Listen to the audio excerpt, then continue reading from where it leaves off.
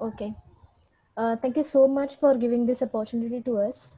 So, I'll again welcome you all to 26th edition of Vodka. And today we are going to see introduction to mutation testing using PIT test. So PIT testing is basically a tool used for mutation testing. So this is about us. Hi everyone, I'm Devyani Gaikwad. I'm senior consultant in ThoughtWorks and I have 6+ years of experience in software testing. And I have Bhavya with me. Hello everyone, I am working as a consultant in ThoughtBooks. Thank you, Bhavya. So we have few ground rules here. Please follow the speaker. Don't get deviated. Ask questions whenever you have it. Don't wait. You can post your questions in Q&A and we will focus more on actions than philosophies. Yeah, so I would like to ask you one question before I start. How many of you know about mutation testing or at least heard about mutation testing? You can answer in chat box.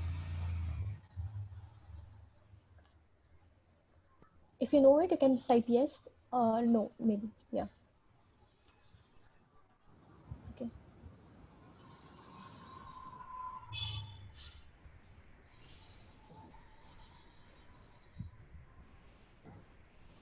Okay, I see few no's, I guess one yes.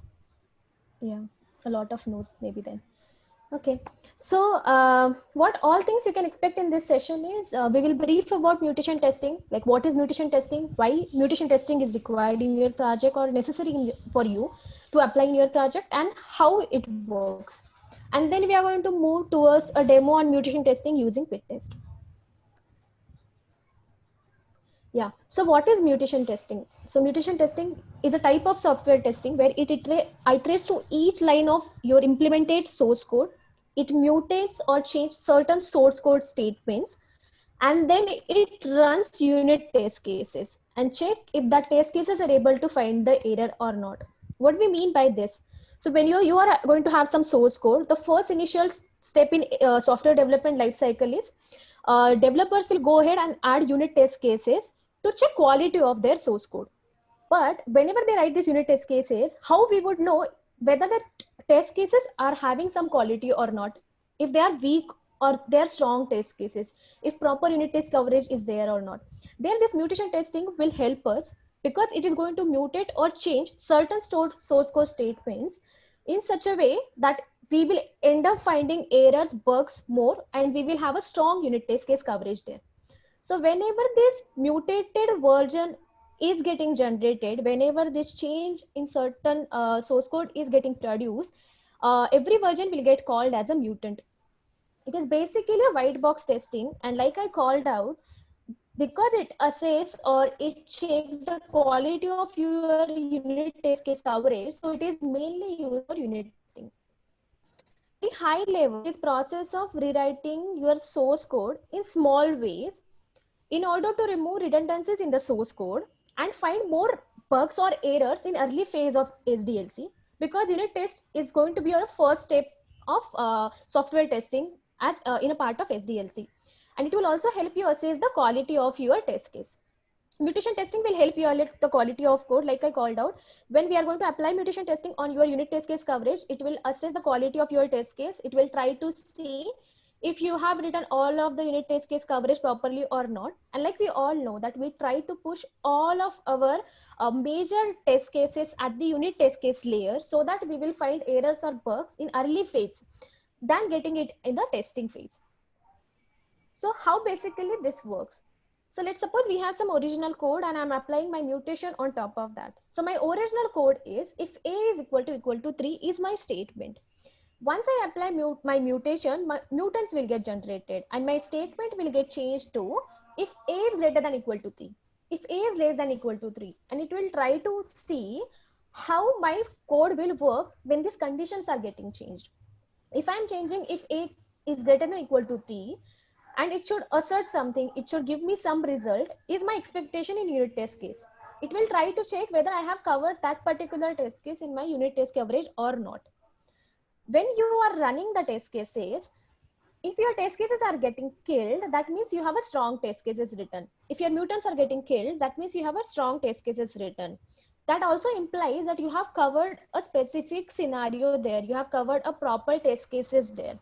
If it is getting survived, then it shows that you have some test weakness, you have some buggy code, you have some errors, which you will not be able to catch because you are not having that as a part of unit test cases.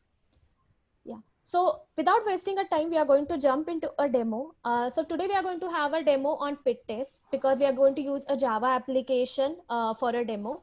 And when we actually we were exploring through a different tools, we found out that a pit test is pretty much faster, easy to use, and the reports which it generates are also easy to read. And that is why we have choose this particular tool for this demo. So yeah, over to you, Bhavya. Thank you, Devyani. And before starting with the demo, I would like to ask a question. How do we measure our code quality? You can answer in the chat box.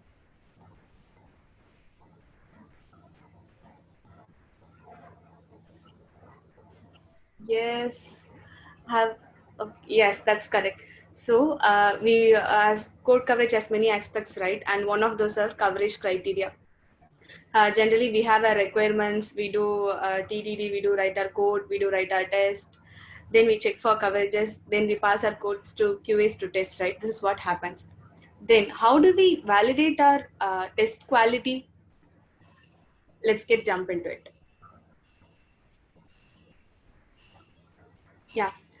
Here is my project, and here and my package name is com.testing, and I have two classes, division and fraction, and appropriate test files to it. So to begin with, let us add a pit test plugin to our project. So go to preferences, plugins, just search pit. So this is an available IntelliJ plugin which is used for mutation testing. You can install it. Here I have already installed it. As I said, right, I have a division class and I have a method get values, and it is returning an int array, and I'm performing some arithmetic operations in it, and I have some appropriate test cases to it. So now let's run a pit JUnit test once. So here I have three tests. One is test with 0 and the other with two other values. Now let's configure with this JUnit test with the pit test. Just go to run, edit configurations, and add your pit runner to it. Pit runner, and I'm going to name it as uh, demo mutation testing.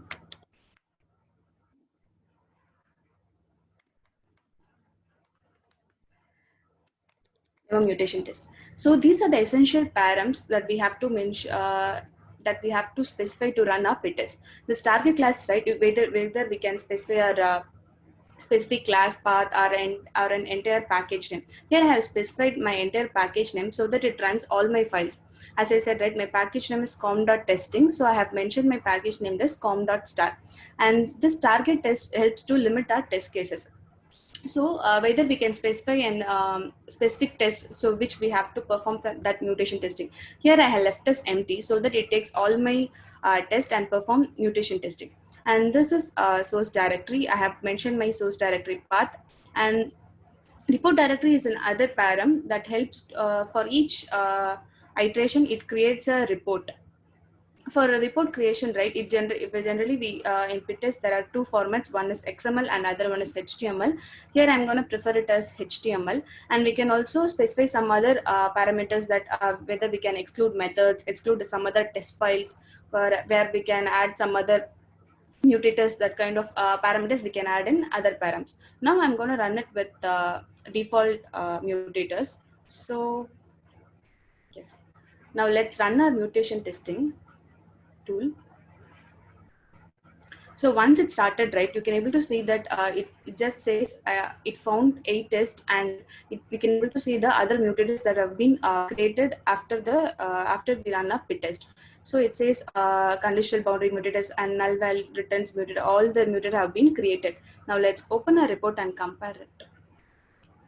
So this is our report. As I said, our package has 4 classes, and we have division class, division test, and fraction test bed. Now you can see, right, our line coverage has 83% and our mutation coverage is 100%. For the fraction class, our line coverage is 100 and our mutation coverage is 70%, right? So let's discuss, let's get deep into it. I'm going to open my division class and fraction class.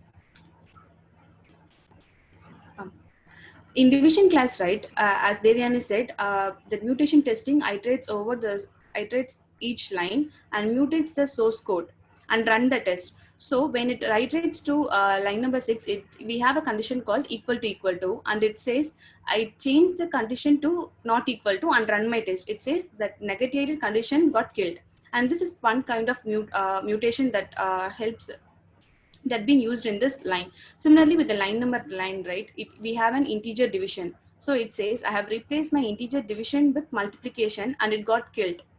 You can hover on this and you can able to see which test got have been killed this mutation.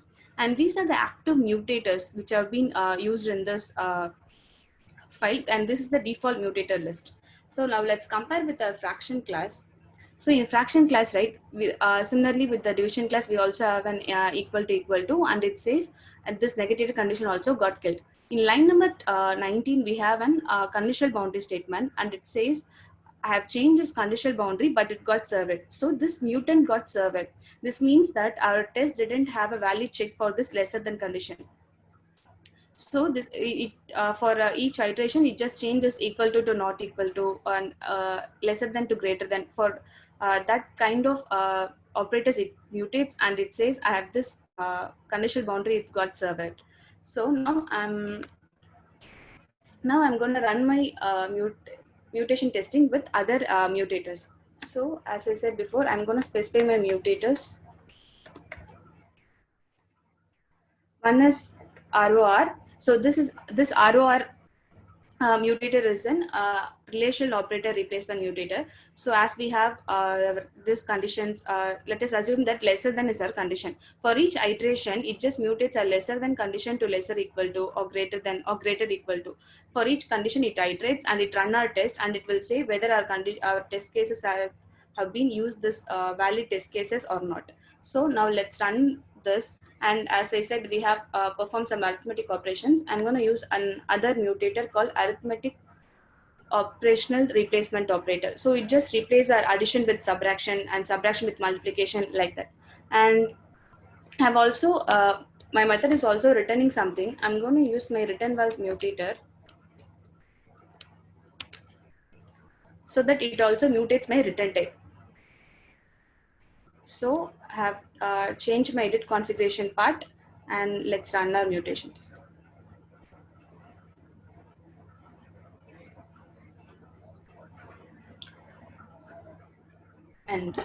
And this is our first report, and this is our first report. In first report, it says our number of classes is 4 and line coverage is 95 and 50%. In the second report, after applied specific mutants, it says our number of classes is 2 and our mutation coverage got increased by 20%, it seems. And now let's open it. You can able to notice in first default, it just also tried with the division test cases. It just also tried with the test files also. It tries to mutate the test files also. After applied our specific mutants, it identified the classes and it just tried to mutate this for specific classes. And previously our mutation coverage for division class is 100%, and now it got increased by 87%. So now let's see. So as we applied ROR mutator, it says it changes mutate equal to condition to lesser than or lesser than equal to greater than, and it got all this got killed, but only greater than got surveyed. So this means that we have missed a greater than condition in test unit test part. And also in line number 9, we are performing an modulus operation. It says, and I have replaced this modulus with multiplication, division, and subtraction. All got killed and subtraction got served. So we can able to identify these are the test cases we missed in unit test. So in compare with the division class, before that we have an active mutators as default mutators, right? Boolean false return, boolean return. So this is unnecessary to my file. So as I have my return method and I'm performing some conditional boundary and arithmetic operations, I just use those other mutators, and you can able to see the active mutators in the down. So from this we can able to we can able to analyze and what kind of mutator should be used in this specific class. Now let's fix this. As I wrote all it test, let me uncomment it and try this one. So I have added test with negative values and greater than 0 values. I'm going to run my JUnit once.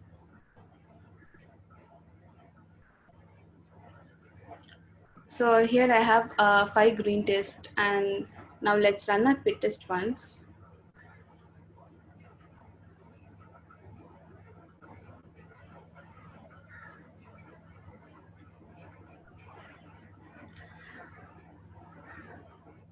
See, here you can see, right, reduction class is 83% and our mutation coverage is 100% coverage. And the other mutants which got survived in the previous one got killed by our test. So this means that we can able to figure out which of the mutant can be used for our project, and we need to add some test cases to appropriate to kill the mutants. So that's all with the demo I had, and now let's jump into it. So these are the type of mutators are being used in this project, as I mentioned before: relational operator replacement mutator and return vals mutator. So as my method is returning something, I just use my return val mutator. It tried to mutate. Just a minute. You can able to see here, right? It tried to mutate my return type also. You can able to see here mutated return of object value with the null value. So it just mutates my return type also, and arithmetic operations for my arithmetic logical operations. And I just want to share this other mutators to explore. And this one is remove conditional mutators.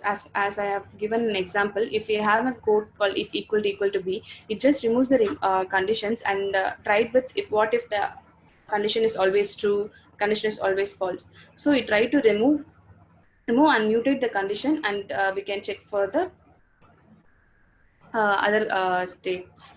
And this one is a void method called mutator. This is one of the essential mutator which we have to use, but as my file has no void methods, I haven't used this.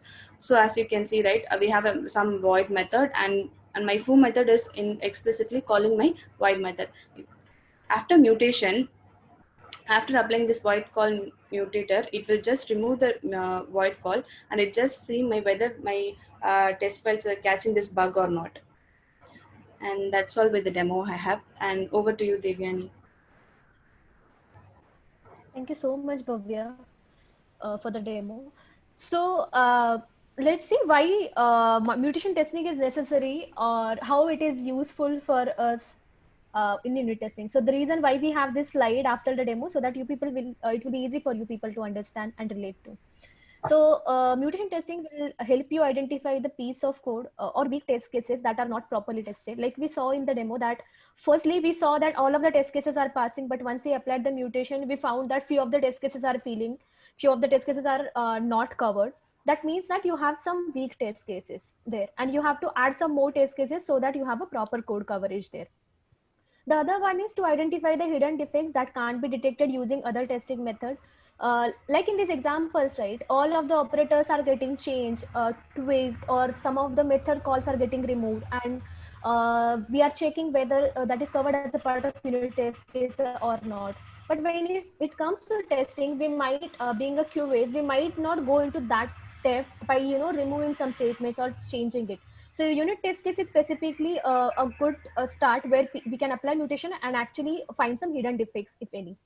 So to discover new kind of errors or bugs, to catch bugs in early phase of SDLC as well, because we are applying this on unit test case coverage, we will end up finding bugs in early phase. So few of the times we find that there are some crashes in the application also, right? When we are actually trying to, we have some method called some returning some return value, and if we try making it as a null, it is quite obvious that our application will crash. So these sort of things will get detected in this mutation testing as well. It will help us calculate the mutation score. It will help us study error propagation and state infection in the program. Like we saw a lot in the things, the demo things, right? That when we are able to see that there are few of the conditions which are not properly addressed, that means you have some infection in the program. You are not covering the things. You have some weak test cases there. So that it also helps you to see the statistics around errors, like how errors are getting generated and cause of it, right? So that you will be able to fix it in early phase than just fixing it in the later stage, which will also increase the cost of fixing. It will check the quality of the code. It will assess the quality of your test cases as well. It is not something like you just wrote the test cases, right? you have to write it in a proper way. They should definitely produce some results which will lead you to find the errors or bugs. Eventually it will increase the customer satisfaction index, as your product would be less buggy, because we are touching really minor and smaller points as well in the application. Yes, Abhega, next slide. Sorry. Yeah, no problem. So can we, yeah, thank you so much. So what all things we should consider when we are actually trying to apply mutation testing in the project, right? These are all our experiences when we were actually doing exploring the tool. So first thing is limit the mutation operators use or number of mutations per class. So like whatever our project requirement is, as per that project requirement, we came up with a mutator, mutation operators or mutants there, right? When we actually run a default mutators on our whole project, we could see that there is a really difference between the result which we got, right? The number was really low. And when we actually went ahead and saw that, we realized that we don't need all of the default operators. We just need few of them, whatever is mostly applicable to us. When we applied even ROR in our project, when we are changing the conditions from less than to less than equal to, greater than equal to, and so on. The reason is because we want to cover all of the things, because the code is there. The impacted code says that you should cover all of these conditions. But when you don't need that, you can just go with some conditions where it says, when you have a less than condition, just go with the less than equal to. When you have a greater than equal to, just go with the equal to. So that level of things we have to customize when we are actually checking all of the coverage, and this is how we should decide the things. So choose your mutants as per your project requirement is the other point. Like we did, we choose whatever was applicable to us. Target only specific portion of your code base. Like we all know, when a huge code base is there, if you try applying everything on every class, that is going to be a too much time consuming thing, and that is not a proper thing to do, right? When I choose my class, I say these all things are applicable, these are functions are there, and I should use these all mutators there. And this is how you should choose the things. The fourth one is don't run it with every commit, as it takes time to run this test. So this mutation testing, basically we tried incorporating it in local, but there are different ways that you can run it through command line interface by incorporating Gradle. When you are actually coming to your CI/CD pipeline, when you actually push your build with every build test cases build run, if you're trying to do that sort of things in CI/CD, don't run this with every commit, because when you actually try running it, it is going to be a time consuming thing. So if you are going to have a 10 commits in a day, and if you try to run it 10 times, this is not worthy, and this, because you are not going to work on every other commit, right? So decide the frequency, maybe once in a day, maybe once in a 2 days. So it all depends on your project scope, and like how much product is infected with the unit test cases. Yeah. So that's it for today, and I guess let's move to another slide now. Yeah, do we have any questions? Please, you people can raise this in Q&A section. People can add it till the point we will just go through the another slides. Then you people, please feel free to add the questions. Yeah, Bhavya, let's move to another slide.